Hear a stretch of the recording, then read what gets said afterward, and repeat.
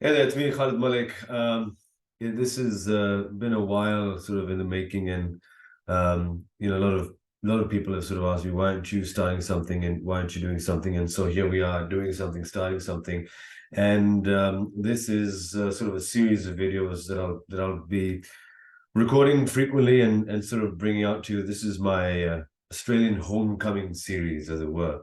And the reason I'm doing this is, whilst I'm using this as a platform to sort of make sense of what it is that I'm going through emotionally right now, but really with the intention that you will also resonate with this, because we're all going through some sort of change. We're all going through some sort of move, and any kind of drastic change can have impactful effects on one's mind, body, and spirit. And so it's just sort of, for me, I think it's more of a case of just letting that voice out, that voice of doubt and insecurity. So this is my Australian homecoming series. Let me just set the context. So I grew up in Australia.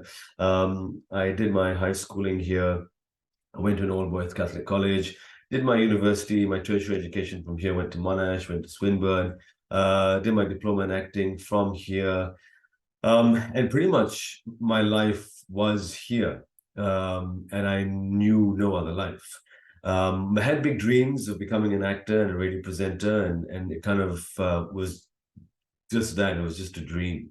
And then in 2007, I left for Pakistan with another dream of making it there as an actor and as a radio presenter. And I went there with the role of a producer slash presenter at an English language network, really sort of just with that dream. And with one sort of mindset, and that mindset said that this is it. This is where I'll be for the rest of my life, and this is what I'm going to be pursuing for the rest of my life. And that was it. And so, with that sort of solid intention, I went, and in 2007, not knowing anybody, not knowing the landscape, in completely unfamiliar territory. For me, it was a culture shock, because I'd never lived or worked there, and then slowly making it my territory, being able to sort of make a name for myself, as it were, in the industry, as an actor and as a radio presenter, and was doing it for, well, now if I look back, 16 years. And it's so funny. Every time I speak about this, my throat, it's like it's a pipe that gets clogged all of a sudden. So anyway, so 2007, moved to Pakistan, made a life there, and did reasonably well as a radio presenter, as a actor, working in mainstream media. And the situation in the country, all of you are very familiar with the situation in Pakistan, the political instability, the way things were being run in the fraternity, in the industry. I'm someone with a very solid work ethic, and to sort of see and sort of to compromise with the lack of any kind of best practice and sound and transparent work ethic. I think that was also accumulating, that was also building up, and the the political landscape and milieu of the country was also sort of building up at the same time. The economic situation was taking a nosedive. And so 2022 was this entire year where my wife and I really sort of had to sit down and sort of think about what we wanted to do for the rest of our lives. Funny how I said I'd moved to Pakistan thinking this would be the rest of my life. But God always has his other plans, and God's plan is always better. And so we decided to move the children, for the children's sake, really, and also for our sanity, to be honest, and to be able to provide a what we think would be a future with more options and opportunities for our children, and some of their creative interests. And so we did, and we decided to, through a series of circumstances, move to Australia. And so here I am. This is my Australian homecoming. What's funny is that I've now returned home my family, my immediate family, has always been here. Now that I've returned home, I returned with family, with a wife and three children. I returned to unfamiliar territory. I returned to a place where I feel like I don't know anybody. Just as I had arrived in Pakistan not knowing anybody, I've now arrived back home not knowing anybody. Certainly, that's what the feeling is, and it's been great because I see my kids flourish and pursue some of their creative interests.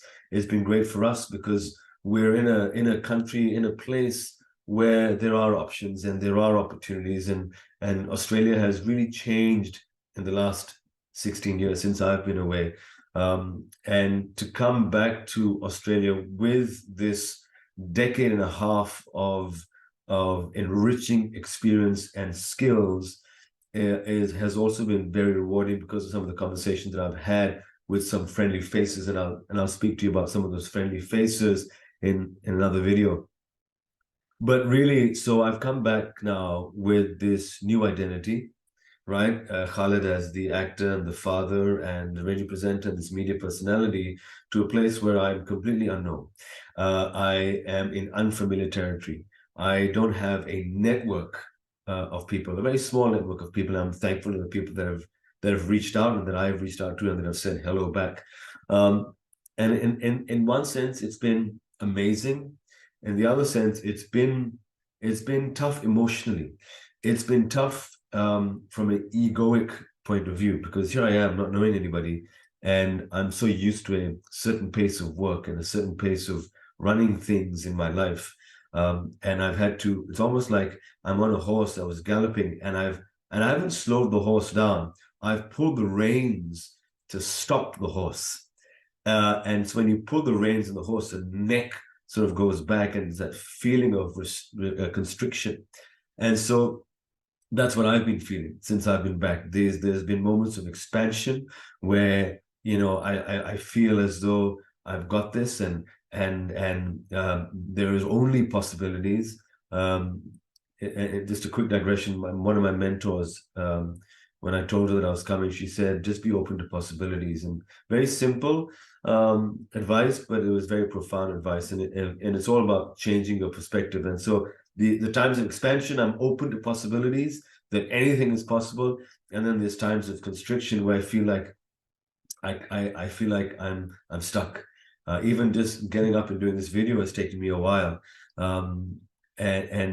But it's just that wanting to take action, because that's just who I am. I'm someone who just takes action. And so when I'm not taking action, I feel very stuck, and I feel stagnant, and I feel lost. And so that's what I'm going through right now, these periods of constriction and expansion.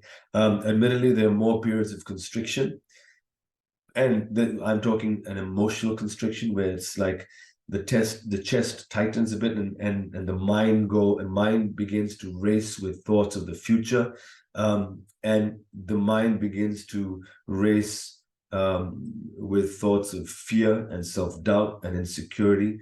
I don't know anybody here. Why should anyone look at my experience over the last 16 years in mainstream media as a producer, as a broadcaster, as a presenter? I don't have any local Australian experience, yet I kind of grew up here. But I applied to this one recruitment company, and the response was, you don't expect to just walk into a role. And it was kind of brutal honesty, but it was also kind of surprising, because we all talk about, traveling the world. We talk about enriching oneself, enriching one's life. And you can only really feel enriched if you step out of your comfort zone, which is what I did 16 years ago. Stepped out of my comfort zone and tackled some unbelievable, unfamiliar situations. And this is what I've done again. I've stepped out of my comfort zone, a very comfortable zone. And again, in this territory of not knowing what to do, yet knowing what to do. Does that make sense? When you go through change, you kind of know what you have to do, but you kind of don't know what you have to do. And so this is my sort of attempt in sharing, because I often talk about, the motivating factor and what one should do to build. And And I've been very open in my public life about my challenges, and I thought I'd use this platform to share some of my challenges so that you know that you're not alone in whatever change that you're going through, whatever your circumstances right now in any part of the world, because we're all going through something. Or whether you've maybe moved to a different country, maybe you've moved to Australia. I know a lot of people are now moving to Australia. This is just to share what you might be going through and just letting you know that you are not alone, that I'm with you also on this path, and just to share some of those experiences. So here I am, 16 years later, now in unfamiliar territory, and reaching out to people that I knew, and making very slow inroads with some organizations. I've been applying. It's funny, I've never had to do a resume in the last however so many years, and get some light out of the way. And having to build a resume now, and sort of adjusting the resume, and sending out applications to networks and radio stations and podcast producers, and I'll share that too. And that has been unfamiliar also. And it has been constricting also. And then you feel like I've nailed this resume and I've sent it out to the appropriate position, and you get that rejection there. You get that reflection, that validation that you won't be able to do it. And then you pick yourself up again and you go, no, I've got to do this. I've got to get up, and I've got to get to the laptop, and I've got to send these applications out, and I've got to wait for the applications. And everything is sort of slowed down. And that's the other challenge too for me, and I think for my wife and I, is to slow down just a little bit. So this is my Australian homecoming, and there'll be a series of videos on my Australian homecoming. It has been emotionally, what's the word? Challenging, sending out some of these job applications to networks. And it's been interesting because some of